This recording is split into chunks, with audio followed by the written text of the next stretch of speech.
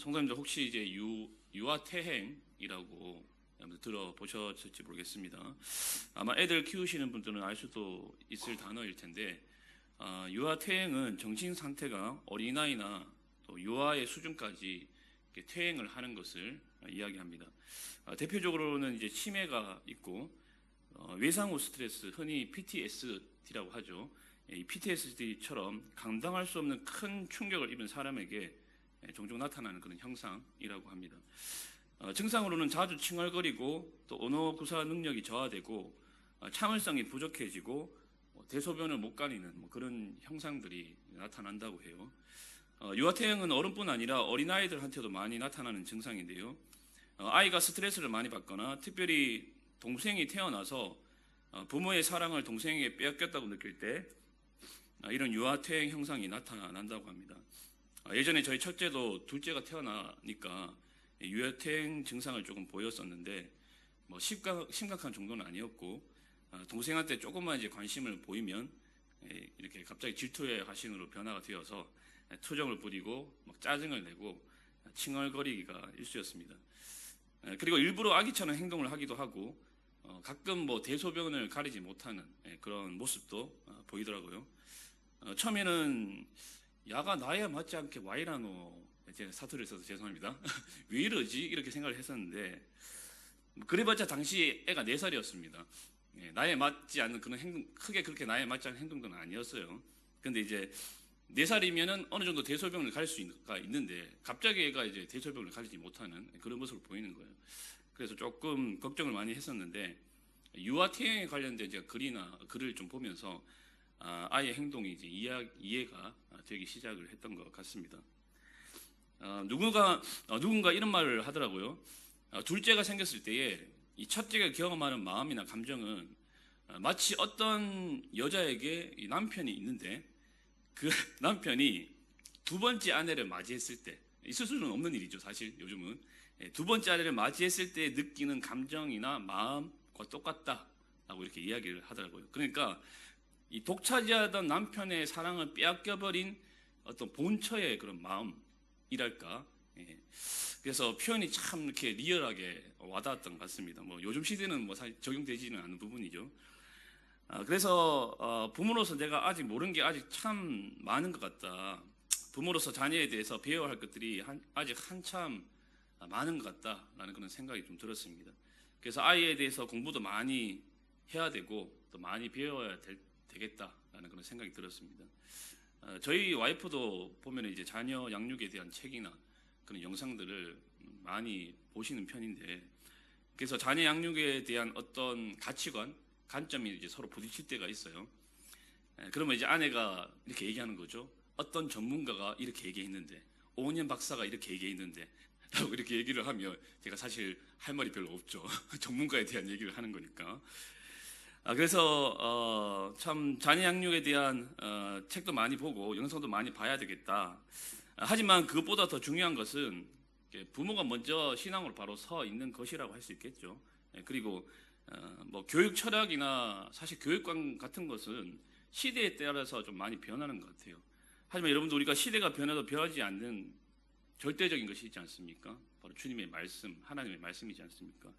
영원히 변치 않는 그 주님의 말씀과 사랑으로 양육을 하는 것이 바로 시대가 변해도 변하지 않는 가장 좋은 양육 방식인 것 같습니다. 그렇다면 여러분, 조금 다른 관점의 이야기라고 할 수 있겠지만 우리의 신앙, 우리의 믿음에도 이런 유아퇴행처럼 퇴행 형상이 일어날 수 있을까? 신앙이 갑자기 예전으로 돌아가 버리는 그런 형상이라고 해야 될까요? 그런 형상들이 과연 우리에게도, 우리 신앙에도 나타날 수 있을까? 여러분, 대답은 그렇다이죠. 신앙의 퇴행 형상, 흔히 영적 침체, 신앙의 변질로도 이야기를 하는데, 우리가 신앙생활을 하면서 수도 없이 경험을 했고 또 경험하는 것이지 않습니까? 믿음이 수직 상승을 하다가도 시험을 당하거나 죄의 유혹에 넘어가 버리면은 다시 내리막을 걷기도 하고, 성령으로 충만해졌다가도 언제 그러냐는 듯이 침체를 겪는 것이 우리의 어떤 모습인 것 같습니다. 오르락 내리락, 그리고 들쑥날쑥, 하는 것이 우리의 모습이기도 한데요. 신앙생활을 하면서 정말이지 정신을 똑바로 차리고 있지 않으면 언제든지 우리는 신앙의 이런 퇴행 형상을 경험할 수 있는 것 같아요. 여러분, 근데 안타깝게도 오늘 본문의 이스라엘 백성들 역시 바로 이 신앙의 퇴행 형상을 겪고 있다는 것입니다. 오늘 본문은 느헤미야서의 마지막 장으로서 오늘로서 느헤미야 설교가 끝이 납니다. 하지만 느헤미야서의 마지막 장, 이 13장은 어떻게 말하면 굉장히 좀 찝찝하게 끝나는 그런 느낌을 받습니다. 해피엔딩의 그런 느낌이 아닌 것 같아요. 느헤미야는 12년 동안 유다의 총독으로 있으면서 참 많은 일을 이루어냈죠. 그의 가장 위대한 업적이라고 한다면 140년간이나 무너져 있었던 그 성벽을 다시 재건하는 일, 그게 그가 이룬 가장 위대한 업적 중에 하나이죠. 하지만 여러분들, 그가 이룬 업적은 그게 다가 아닙니다. 무너져 있었던 귀한 공동체의 신앙과 믿음까지도 그가 종교개혁을 통해서 다시 일으켜 세웠습니다. 그는 에스라를 통한 말씀 부흥 운동 그리고 회개 운동을 주도했고, 제사장과 레위인들을 세워서는 성전 제사를 다시 회복시켰습니다. 그 외에도 안식일을 제대로 준수하게 만들었고, 이방인들과의 결혼도 금지를 시켰죠. 하지만 여러분들, 이러한 것들은 느헤미야가 자기 생각대로 계약한 것들이 아니었습니다. 다 하나님의 말씀, 그 율법을 따라서 율법에 기록한 대로 개혁을 한 것들이었죠. 오늘 우리가 읽지는 않았지만 여러분들 13장 1절을 보십시오. 13장 1절을 보시면, 느헤미야 13장 1절을 보시면 느헤미야 개혁이 무엇을 기준으로 해서 이루어졌는지 우리가 잘 알 수가 있습니다. 13장 1절입니다.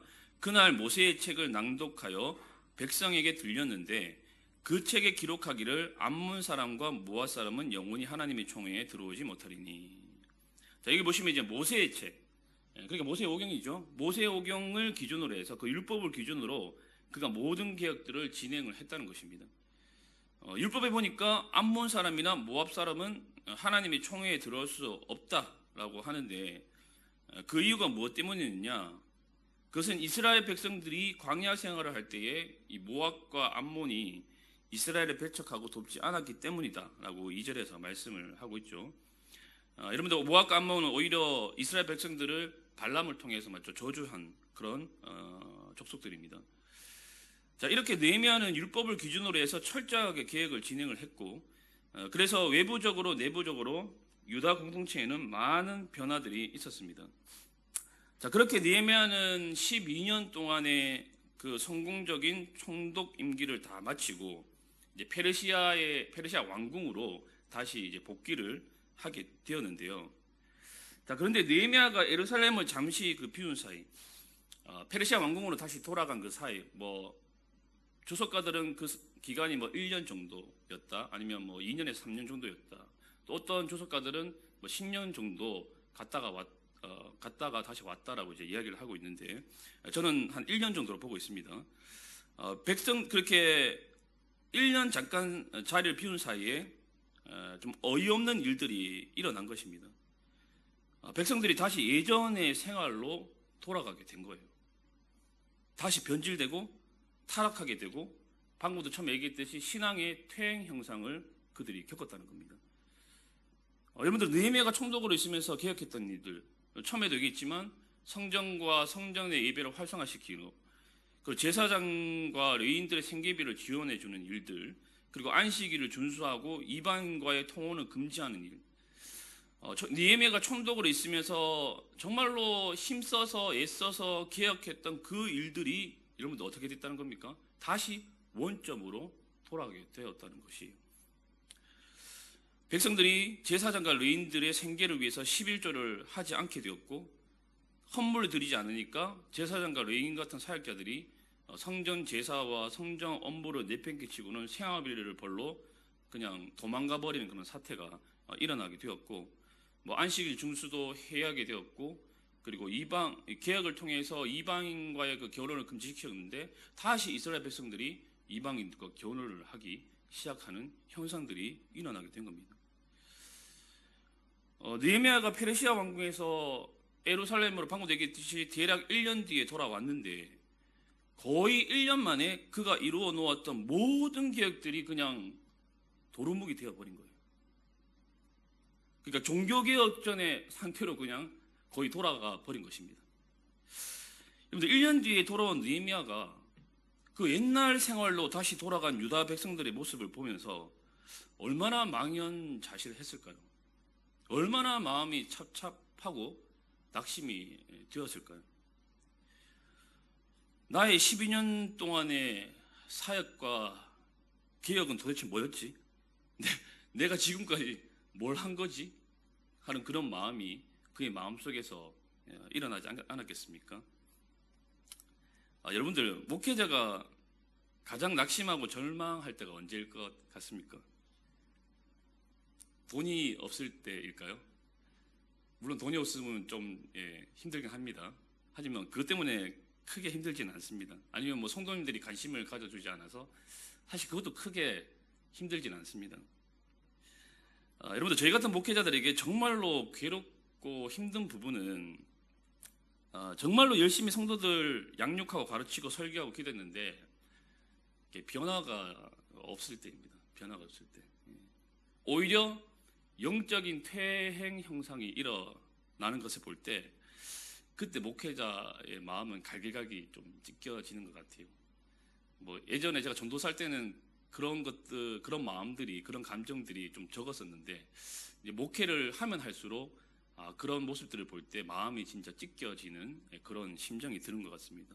그래서 막 포기하고 싶고 막 그런 마음이 드는 것이죠. 정말이지 사랑으로 목양하고 최선을 다했는데 섬기는 교회나 공동체에 막 서로 싸우고 다투어서는 뭐 교회가 분리되고 분열되고 갈라서는 일들이 발생할 때 목회자의 마음은 무너지는 것이죠. 저는 그런 일을 겪은 목사님들을 많이는 보지는 않았지만 종종 봤습니다. 정말 신실하신 목회자이고 목사님이시고 성도들을 위해서 정말 열심히 설교하고 양육하고 가르치고 정말 눈물로 기도했음에도 불구하고 교회에서 막 분열이 일어나고 갈등이 일어나고 교회가 막 찢어지는 그런 일들을 경험하는 목사님들이 그 쇼크로 인해서 목회를 오랫동안 쉬거나 뭐 아예 목회를 접는 그런 목사님들도 제가 아주 가끔 봤던 것 같습니다. 성도들이 신앙의 퇴행 현상을 보일 때 목회자들은 그만큼 괴롭고 힘들다는 것이죠. 모든 게 자기 잘못처럼 느껴지기 때문입니다. 아마 느헤미야도 그런 마음이 아니었을까라고 생각을 해요. 저 같았으면 나는 사역에 적합한 사람이 아닌 것 같다, 소질이 없는 것 같아. 그리고 이 유다 공동체는 소망이 없는 것 같다라고 하면서 아마 조용히 페르시아로 돌아갔을 것 같아요. 목회를 접었을 것 같습니다. 연유하지 마십시오. 목회 접을 일은 없습니다. 계속 할 거니까. 아마 그랬을 것 같아요. 진짜 이 정도로 노력을 했는데 무려 12년 동안 목회하지 않았습니까? 사역하지 않았습니까? 12년 동안 사역을 하면서 그렇게 열심히 개혁을 했는데 2년 뒤에 돌아보니까 그대로다. 옛날로 돌아가 있다. 아마 진짜 저 같았으면 마음이 무너지고 목회까지 접어야 되지 않나라는 그런 생각이 들었지도 모르겠습니다. 하지만 여러분들, 느헤미야가 어떤 사람입니까? 기도의 사람이지 않습니까? 저는 느헤미야가 우리와 다르게 태생적으로 매우 강한 사람이었다고 생각하지는 않습니다. 뭐 타고난 강철 맹타를 소유한 사람은 아니었다고 생각해요. 만약 태생적으로 강철 맹타를 소유한 정말 담대하고 용감한 사람이었다면 우리가 느헤미야서를 통해 알 수 있듯이 그는 그처럼 자주 기도하지는 않았을 것입니다. 여러분들, 느헤미야가 왜 느헤미야서에서 그렇게 자주 자기가 기도하는 모습을 기록하고 있습니까? 그것은 두려우니까, 걱정이 되니까, 압박이 느껴지니까 그만큼 그가 두려워서 그렇게 자주 기도를 한 것이고 그의 기도를 그 느헤미야서에 기록을 하고 있는 것이지 않겠습니까? 느헤미야는 여러 가지 시련과 역경 앞에서 우리처럼 똑같이 두려워하고 똑같이 걱정하고 똑같이 혼란스러워하는 사람이었습니다. 하지만 그에게는 기도하는 그런 습관이 있었고 그 기도로 하나님의 그 담대함을 공급받고 결코 꺾이지 않는 마음, 그렇죠. 그 마음을 그 기도를 통해서 다운로드 받고 수혈을 받았던 사람이라는 것이죠. 그렇게 자포자기하고 주저앉아 있을 수도 있는 상황인데 아니면 방금도 얘기했듯이 그냥 페르시아로 돌아갈 수도 있는 그런 상황인데, 그는 다시 처음부터 하나씩 또다시 개혁을 진행해 나갑니다. 보시면 먼저 선정들에 있었던 도비아의 방을 청소를 하는데요. 당시 대제사장이었던 엘리야십이라는 사람이 느헤미야가 자리를 이렇게 비운 사이에 도비아를 위해서 성전에 있는 방을 내어주는 일이 발생을 합니다. 그러니까 성전에 있는 방을 도비아라는 그 사람을 위해서 개인 룸을 만들어 준 거예요. 원래 여러분들 그 방은 사역자들에게 사례를 주려고 사례를 주는 그 재물들을 보관하는 그런 방이었습니다. 그런데 대제사장 엘리야십이 이 친분이 있는 사람한테 개인 룸을 만들어 준 거예요. 근데 여러분, 우리가 이렇게 생각할 수도 있습니다. 친분이 있는 사람에게 그 개인 룸을 만들어 주는 게 무슨 대수냐라고 우리가 생각을 할 수도 있겠지만, 여러분들 이 일은 굉장히 심각한 문제였습니다. 여러분들 혹시 엘리야십이 방을 만들어 준 이 도비야가 누구인지 기억나십니까? 도비야. 우리가 느헤미야서를 읽으면은 빌런이 이제 3명이 나온다 그랬죠. 예. 산발락, 그 다음에 도비야, 마지막은 게셈. 예. 이렇게 3명의 메인 빌런이 나오는데 악당이죠. 약당들이 성벽 공사를 굉장히 많이 방해하고 또 느헤미야의 어떤 종교 개혁을 방해하는 그런 모습들을 보이는데, 여러분들 이 유다의 대적입니다. 그렇죠. 원수예요, 도비야. 그러니까 지금 공공의 적인 사람한테 예루살렘의 가장 중심부, 심장이라고 할 수 있는 그 성전에다가 방을 만들어 준 겁니다. 거기다 여러분들 도비야는 이방인이에요. 이방인은 성전에 들어갈 수가 없습니다. 들어가서도 안 되고, 심지어는 이 도비야는 이방인 중에서도 암몬 사람입니다. 근데 1절 한번 보십시오. 1절에서도 여러분들 알 수 있듯이 암몬 사람은 영원히 하나님의 총회에 들어올 수가 없는 사람이에요. 그런데 그런 사람에게 이방인이고 그리고 암몬 족속이고 거기에다가 유대인들의 공공의 정인 그 사람에게 성전 방에다가 개인 룸을 만들어 준 거예요. 그것도 대제사장이라는 사람이, 엘리야십. 이 사람이 도대체 무슨 정신으로 이런 행동을 했는지 참 궁금하긴 한데, 물론 여러분들 4절에 보시면 이 제사장 엘리야십과 도비야가 서로 이제 연락이 있었다라고 이렇게 표현을 하고 있는데, 이것은 굉장히 이제 이 두 사람이 친분 관계에 있었다, 가까운 사이였다는 그런 뜻입니다. 사실 대제사장 엘리야십 말고도 유다의 몇몇 지도자들 중에는 이 산발락과 도비야와 내통하는 그 스파이 같은 사람들이 많았습니다. 이들은 산발락, 도비야와 사동 관계까지 형성되어 있었어요. 그래서 느헤미야의 일거수일투족을 일러주면서 느헤미야의 성벽 공사를 방해를 했었죠. 다행히 느헤미야가 이제 복귀하고 난 뒤에 이것을 이제 발견을 하고는 도비야의 물건들을 다 빼내고 방을 원래 용도로 다시 사용할 수 있도록 했지만, 여러분들 당시에 몇몇 그 지도자들이 영적 지도자들을 비롯해서 그 당시에 정치 지도자들이 얼마나 이 이스라엘의 그 원수인 산발락과 도비야와 가깝게 지냈는지를, 어떤 상태였는지를 우리가 알 수 있는 부분입니다.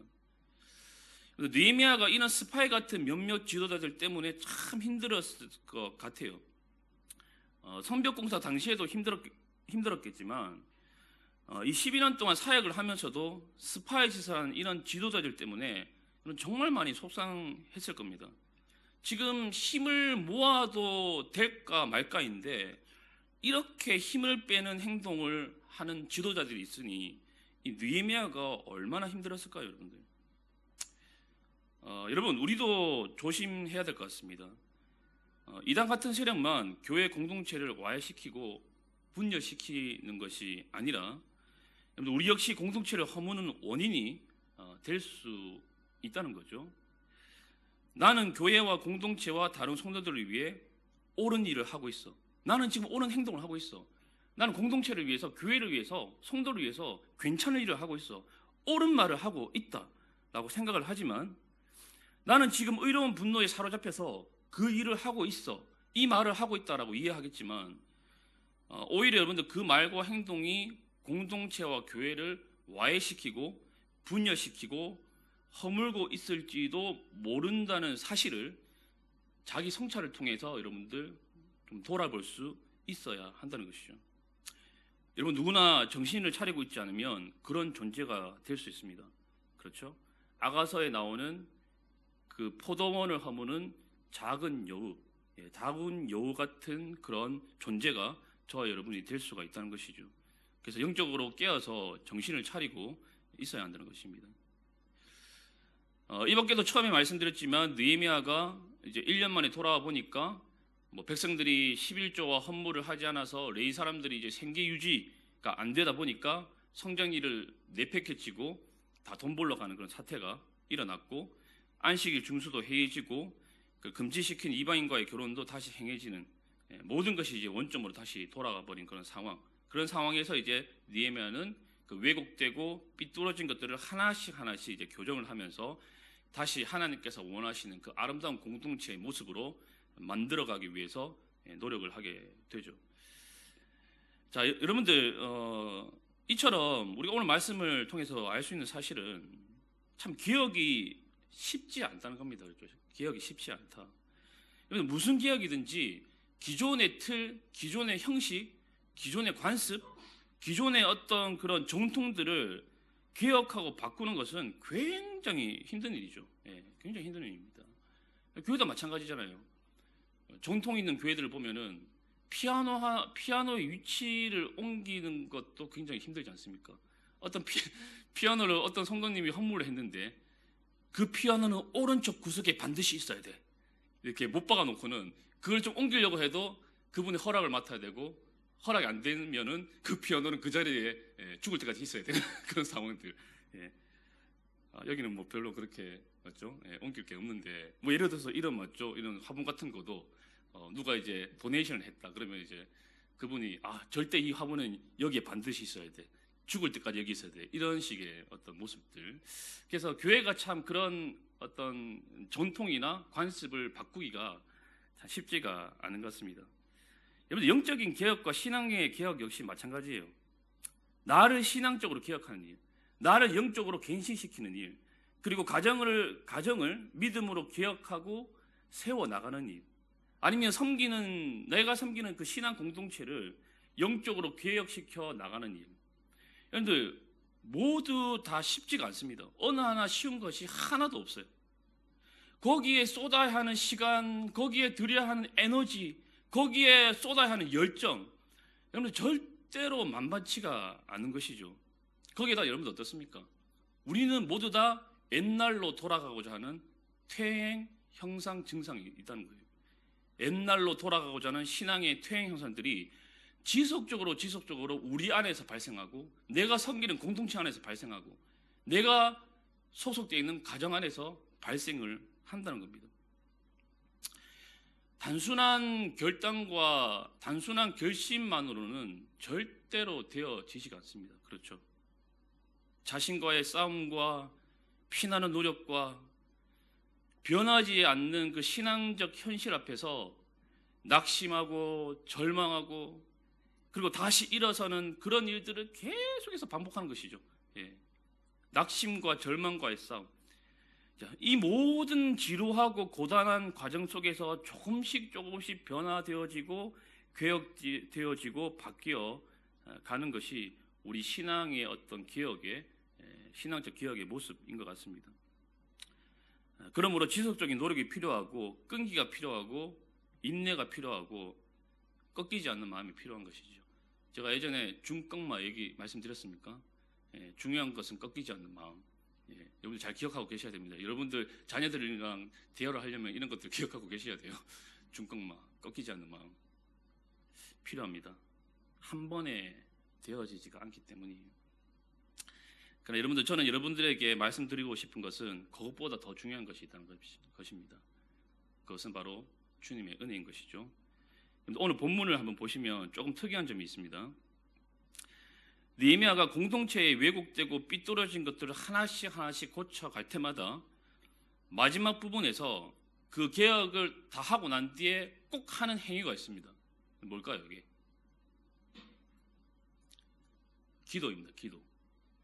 여러분들 오늘 본문인 느헤미야 13장에서 느헤미야의 기도가 총 4번 등장합니다. 4번. 14절과 22절과 29절과 31절 이렇게 4번이 나오는데요. 그렇게 길지 않는 장에 지금 기도가 생각보다 굉장히 많이 나오는 편이에요. 지금. 물론 여러분들 우리가 느헤미야서를 살펴보면서 느헤미야는 기도의 사람이다라는 것을 분명히 알고 있습니다. 그래서 느헤미야는 기도하면서 일하면서 기도한 사람이었는데 하지만 뭐랄까 여러분들 오늘 본문에서는 지나치도록 그의 기도가 많이 나오고 있어요. 굉장히 많이 나오고 있어요. 보통 한 장에 기도문이 하나 정도 나오면은 많은 일이 나오는 거거든요. 근데 오늘 이 13장에만 무려 4번이나 그의 기도가 등장하고 있다는 겁니다. 기록이 되어 있다는 거예요. 여러분들 이것이 무엇을 의미하는 것일까요?